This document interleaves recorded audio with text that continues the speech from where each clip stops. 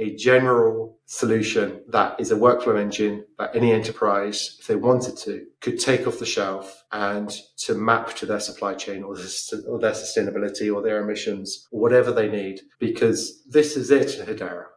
Matt, welcome back. Thanks for giving us some time today. Thank you so much for inviting me, Brandon. It's always a pleasure. Likewise, always a pleasure on my side as well. So, Matt, it has been a little while since we've had you on. So, can you give us a recap on what Dovu and dovuOS are? dovuOS. Dovu is obviously, everyone knows, we have the token, we're working on sustainability, but something we've been obviously pushing over the last year is this concept of an operation system for sustainability. Like, think of it almost like the vision of turnkey solutions that anyone could kind of come in and use and integrate with their own business. It turns out that the last year has been a lot of decisions have been made, some fruitful, some hard decisions, but that vision is slowly becoming a reality.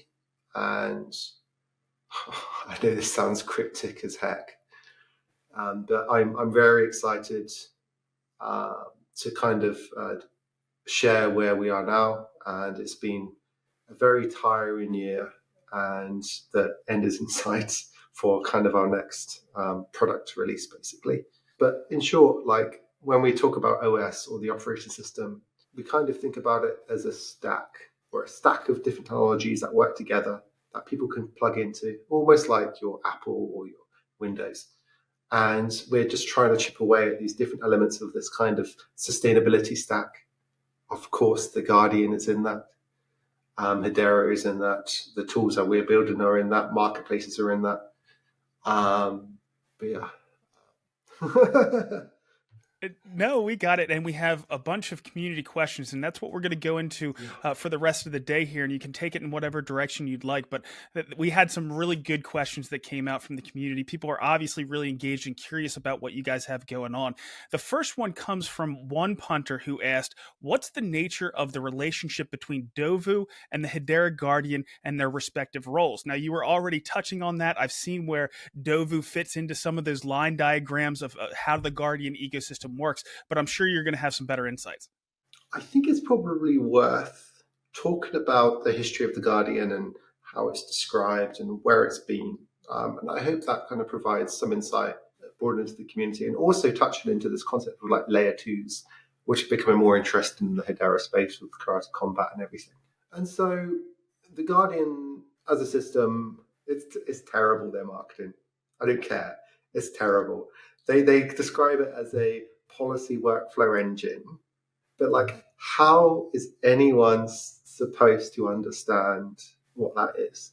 But in crypto speak, the best kind of visual is that it's a layer two on Hedera, and the Guardian itself is a bit of code or like a repository or whatever, where anyone can deploy their own, and it allows you to basically design how credits should kind of flow or work together. So describe your actors, describe the data collected, who, like the identity, and at the end, credits are minted, and those credits will be on mainnet, and behind them, they're backed with this trust chain where you can actually see the provenance or all the data that goes into the credit. And that's listed on a combination of Hedera consensus and IPFS. And the reason why I'm saying it's more of an L2 these days is that with their recent technology, recent upgrades around what they're calling the indexer service, it allows you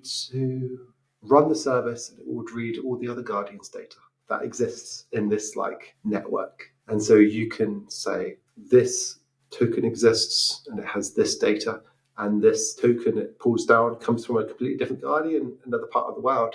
And with that kind of new integration, in my opinion, it enters more into the L2 arena rather than just a standalone piece of software. Obviously, there's no kind of validation around that in terms of like a validator network of, I'm getting too nerdy. Anyway, I guess I hope you get the idea. Now, when we're thinking about Dovu and thinking about or almost visualizing what you need to do in order to use the Guardian in an effective manner, you need to design what's called a policy or use a policy from their methodology library. And it is quite a challenge, and it is difficult to understand how the system works because it's an underlying primitive that provides so much flexibility that it's really difficult for any one person or any team to actually build something fast. And so what you need to do is pull down a methodology or design your own, and you need to build your entire use case that's focused on that particular policy. So if we think of a policy or a methodology, I feel like I'm going too deep already, but imagine a use case where you're tracking a farm, and a farm is trying to record all the carbon that's being sequestered. And so that entire life cycle could be described as a single policy. And many companies just want to focus on a single use case, which is completely fine.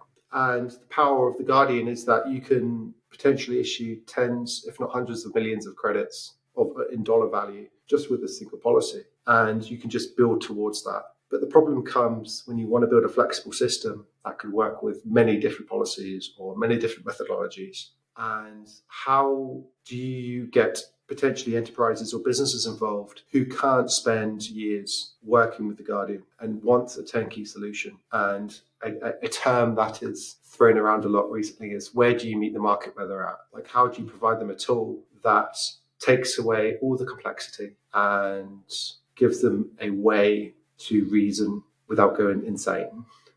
I'm going to say this, and I don't mean this in a horrible way, but the last 3 years, we might cut this. The last 3 years working with the Guardian has been some of the most challenging technically for me in my entire career. And it is it's a nascent bit of software that's trying to find market fit. But what we've basically done over the last 12 months is to look at it and to basically figure out what are some sane defaults. What does every business need? What does a normal carbon offset or a normal sustainability project need? There's data collection, there's approvals, there's a claim. And after that point, then you can produce tokens, right? And so that's a simple flow. But what Dovu are doing, it's like a set of tools that can set up a Guardian that provides the ability to work with Guardian in new, easier, simpler ways through a brand new configuration language, and allow people to reason and to work on it in a way that's reasonably scalable. One of the big issues we had last year, obviously everyone knows about our success in India and their goal of creating these ELV credits, these end-of-life credits.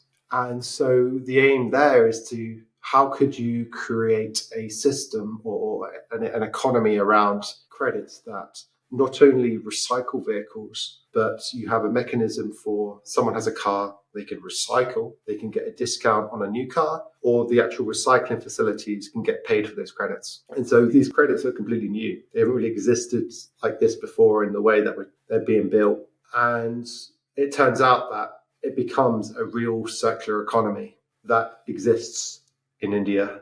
Well, and I mean, it's huge. Like, as it stands, there are something like 20 million vehicles that are ready to be recycled in India. And this is a call for action from the government in order to push this recycling scheme to actually keep the needle going. Now, the reason why we've made a lot of difficult decisions over the last year, and the reason why I've probably been quite quiet over the last 6 months, is a year ago we got our credits in from MCM. And it was literally for a small amount, right?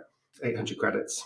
And this is gonna suck, obviously. Like, it breaks my heart to say this.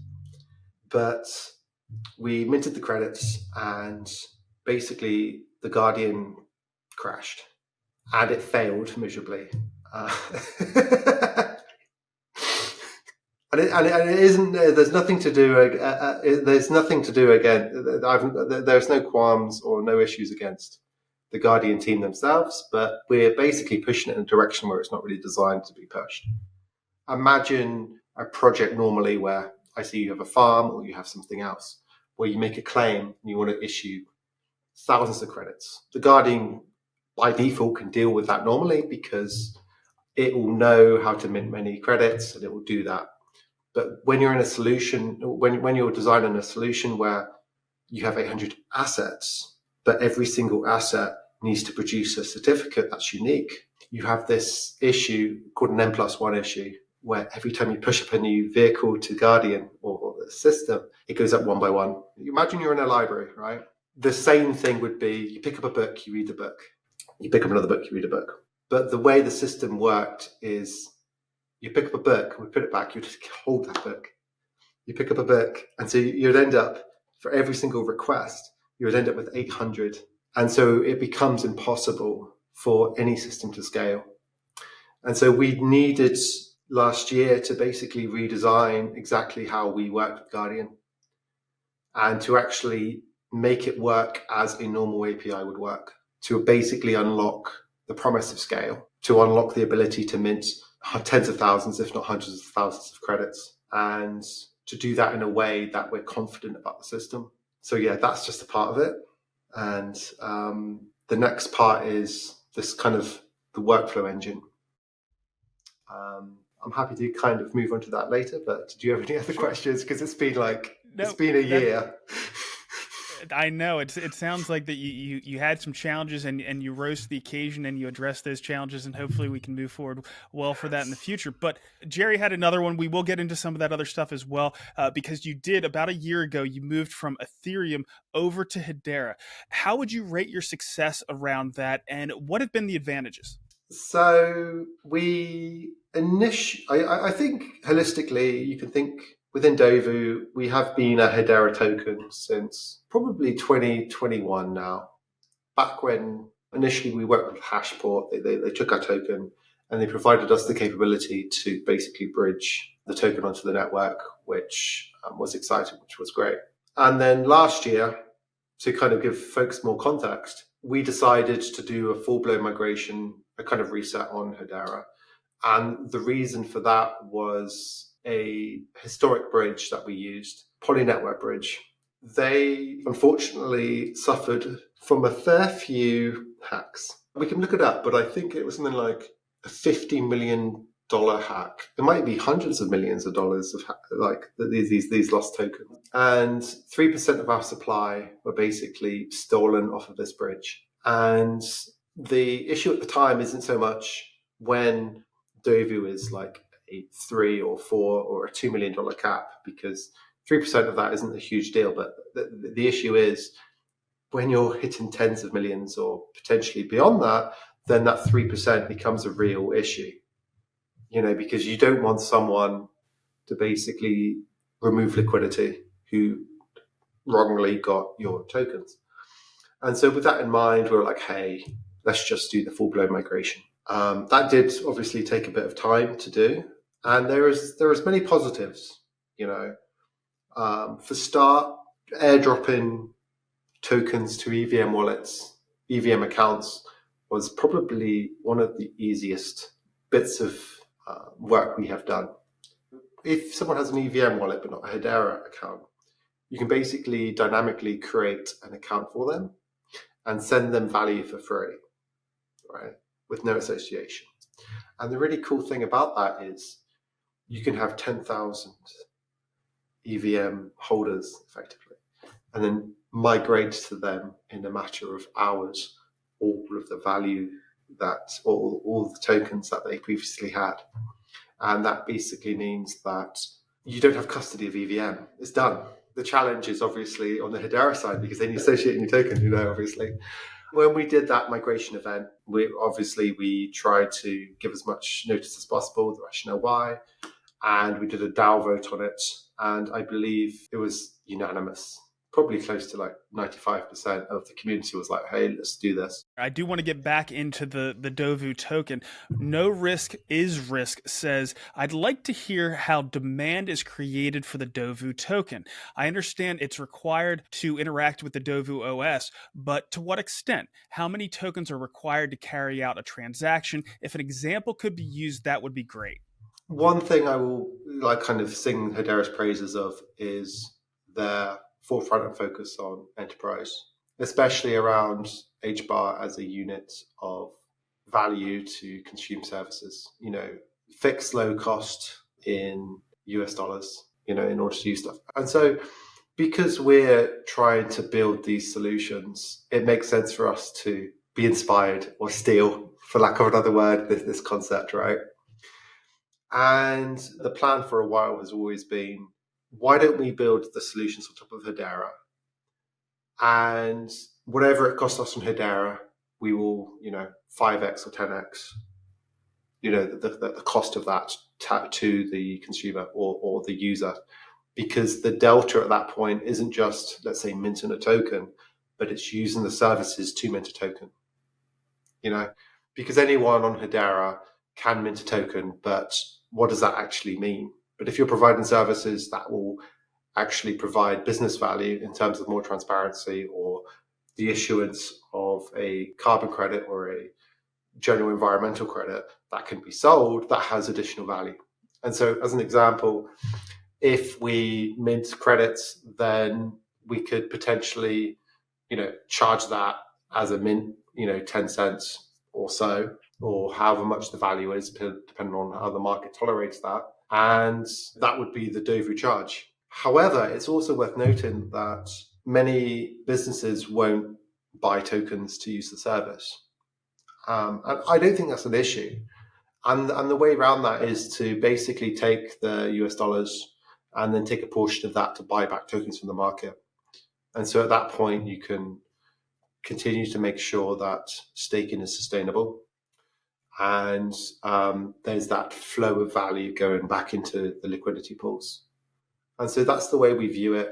But generally speaking, everything we get charged in Dovu, just pushing up the kind of the value, and then kind of hopefully that makes sense, It does. It does make sense. Now, for those companies that do want to pay directly with Dovu, is there going to be any kind of a discount compared to using fiat? And is it going to be paid in Dovu but priced in dollars like Hedera does to make sure that your finances work out? So I think a lot of these things, I'll be completely honest, it's still about finding the prices that the market will react to positively.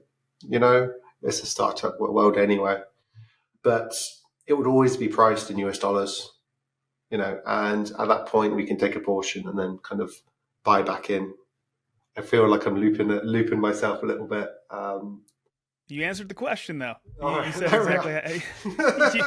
You answered what I was curious about, so that works. Exactly. Now, I do have one more question. It comes from one punter. We already got one from him. We have another one. He asked how much transaction volume you're responsible for now, and how do you expect to scale in the future? One of the interesting things, and I'm quite proud of this, is because we took a completely ridiculous path with our staking, is that we're always probably top 10, maybe even top 5 daily transaction volume, just because we're pushing out 12,000, 15,000 transactions a day, something like that. And that's just basically token transfers, which is kind of sick because they're not consensus messages. Oh, sick burn. And for whatever reason, that works well. I really like that idea because, especially the staking platform, because it's non-custodial, there's no smart contracts. It is overkill, and if we wanted to spend less money and we wanted a simpler solution, we would have definitely and certainly gone down the the X Dovu route, or the X pack, or the X source, or whatever route. But we wanted a solution that obviously drove a bit of transactions and was as safe as possible outside of token price or whatever value, whatever we say, for a consumer. And so that's the direction we had. But I mean, with actual volume going forward, look, it's hard to kind of provide a reason for that. Oh, not a reason, but to kind of provide a projection, because there are many community members out there that will grab onto what I say and try to extrapolate it out. But we have quite literally millions of credits in our pipeline. There are there are companies we're talking to who have hundreds of thousands of credits that are basically ready to go in mid-December. The problem is, while we can mint these things, the demand is the issue. Is it worth the cost to spend potentially, how much would that be? 10, 20 grand on transaction fees to mint 200,000 credits if they're not going to be bought at scale. So while we can push transactions, it's really about finding the right time where it makes sense for the supply and the demand side. And it's also worth noting that, if you can even mint 20,000 credits, let's say you're trying to, let's say your price per mint is 10 cents. How do you justify a 20 grand spend to a supplier to do that? And so that's where potential deferred fees come in. And so you need a demand side to actually gobble those up so you can still get paid, And so it's just like the volume can be there, but it's finding the right balance between like where the market is on both sides. So I know that Wes has been working very hard, both on the supply side, setting up this entire ecosystem, and on the demand side. Now, most companies want to offset a fair amount of their carbon, so the demand should be almost unlimited, at least compared to where we are right now. But you're saying the demand actually coming in and getting their supply from the Guardian ecosystem. Do you think that we're doing the right steps and making the right steps to supply that demand for all the supplier to provide that demand for all the suppliers that we have out there? So, okay, this is a question. This is a fantastic question. Over the last couple of years, there was an expectation of huge demand in the market, especially from the likes of, I think it was like Flow, who was initially, not Flow the blockchain, but Flow the project, the carbon offset project, who kind of was spawned from kind of the Adam Newman WeWork realm. And they initially raised tens of millions of dollars to create this new carbon offset marketplace. And I think it was last year they basically gave back all the funds because there was no demand in market. Because with everything going on over the last like 3 years with COVID and budget cuts and the whole thing, the actual demand isn't really projected until 2026. And in addition to that, a lot of corporates historically had only been interested in buying credits from the likes of Vera or Gold Standard. So these big registries, the big brand and insurance. And so the Guardian holistically is trying to not only change and create a bit of technology which everyone sees the value of, but change the attitude of the market as well, And so that is a challenge. Demand should come, but that is obviously a risk that affects not only Hedera and the Guardian, but everyone building on the Guardian. And so these are risks that we're basically trying to mitigate. So hopefully that demand will materialize. Is there anything else you'd like to cover? So one of my role at Dovu is to, like I said before, we've got to meet the market where it's at. We have to obviously see beyond what the market is and try to build things that we know the market will need before they even need them, anticipate the needs. And at the same time, you have to basically balance the risk. So like, what decisions can we make that will provide more value long term without just riding your tailcoats, And so the big thing that we decided to do was to look at the entire Hedera ecosystem, look at the enterprises, try to understand what they're trying to build. And so obviously the focus right now is Guardian sustainability. And so what we basically have done is designing this new workflow engine. Previously, the code name was like Paladin. Haskell came up with this concept or this idea of like Dovu cohesion. And so how can you provide a system that provides a configuration language which is easy to understand, how can you bring people in, get them to design their own kind of workflows, and provide them a mechanism to tokenize with different actors. Now that's kind of weird because it's like anyone can do that. But I remember back in the day, probably March, we had the whole Archax issue, right? Archax are doing great work, don't get me wrong, but there was an unfortunate excitement around BlackRock and the tokenization of these money market funds. What if there was a solution that could cryptographically prove that BlackRock gave permission to Archax to mint the things? Then there would be absolutely no doubt of someone buying something and tokenizing it, right? Because imagine that for a second. Imagine if someone knew what the public key of BlackRock was, and they signed something that connected to Archax, and Archax produced these money market funds. That would be irrefutable.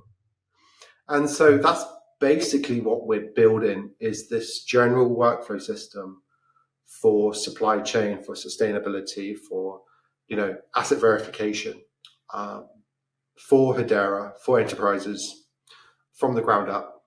And the really cool thing here is that while it uses the Guardian and it can interface with the Guardian, it would be able to interface with any other tokenization engine. And it would be able to interface and mint credits from other networks. And so it's an interoperable layer 3 that would be able to talk to different actors from across different networks and take data, get things signed off, obviously issue through Guardian or issue through other networks, and then produce assets. And so this is the big vision, is that how can we create a general solution that is a workflow engine that any enterprise, if they wanted to, could take off the shelf and to map to their supply chain or their sustainability or their emissions or whatever they need, because this is it in Hedera. If you're an enterprise in Hedera, it's supply chain sustainability or something along those lines. And that's what we're basically building. And the first release of that will be in early December. Well, Matt, it sounds like you've worked through the challenges that you've had, and you're still bringing some fantastic products to market. I'm looking forward to that workflow engine that you have coming out, and thanks for coming on today. I'm now posting these interviews of Hedera builders independently to my channel. The community, influencers, and media outlets are free to use this content to spread the word on what's being built on Hedera. Once they're all uploaded, you'll be able to go to my channel and search for whatever topic or team you're interested in to find more information. Or you'll be able to get the most recent Hedera news by watching the latest HBAR Weekly update. So check them out.